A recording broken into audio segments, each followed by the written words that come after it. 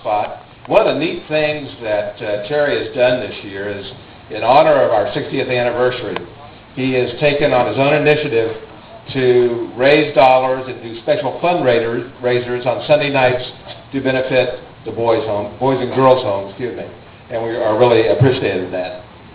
The second thing that Terry has done this year is that he has worked over the last several months with our Creative Arts program, and as I mentioned to you, we'll have a presentation starting about 1:30. But he's worked very closely with our boys and girls and with our Creative Arts therapist, Sarah Levine, and has done a great job, and it's my honor to introduce, and please join me in welcoming Terry Rupp.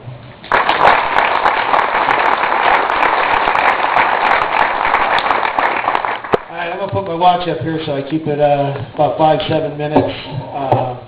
I guess just kind of throw some things out here we're talking about now and then, back in the 70s to here, to get to stand up on the stage.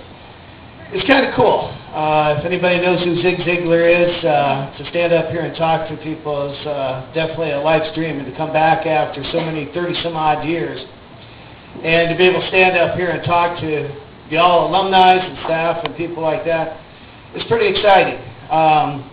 As he said, I was in here in the 70s.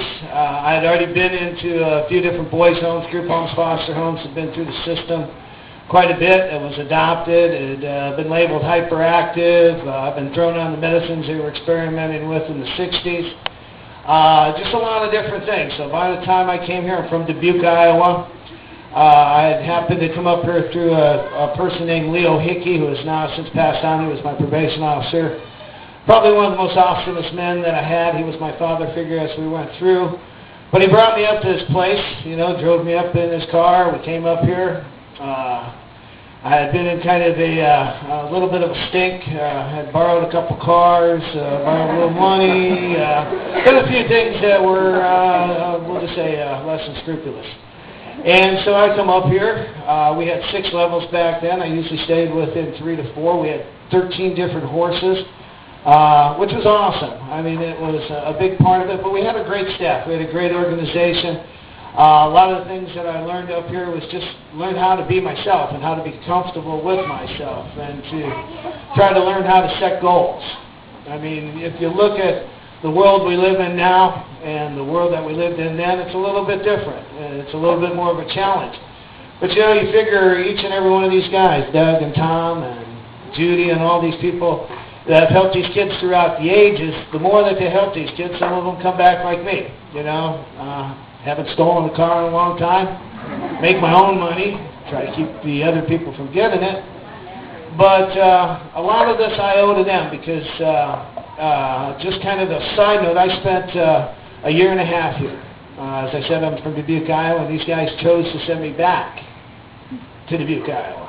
Well, I spent a month in Dubuque, Iowa with the family and decided that wasn't going to quite work out quite well. So I ran away. And the funny thing is, I got caught up at one of the Kansas City missions here. My goal was to get back in Ozanam, because of all the places that I had lived, and all the places that I had been, and all the things I had done, I never found a place. And back then we didn't have girls. That was unfortunate. I don't know if that was a problem. I'm not sure if that worked out well for me anyway. But to just try to see if I can quit from digressing here so quickly. This is a place that, if I had to send my own son, who's sitting right over there, Adam, and he's been very fortunate to have me as his dad. Hopefully that will come to realization, and I'm not bragging. Because I look at where my parents sent me, and the places that I had been, and the places that I went after this. And I can tell you, everybody that's in this room, if you don't know it, you should know it. I guess this isn't quite a room. But this is the best place with the best people and the best chance to help a lot of these youth that we have.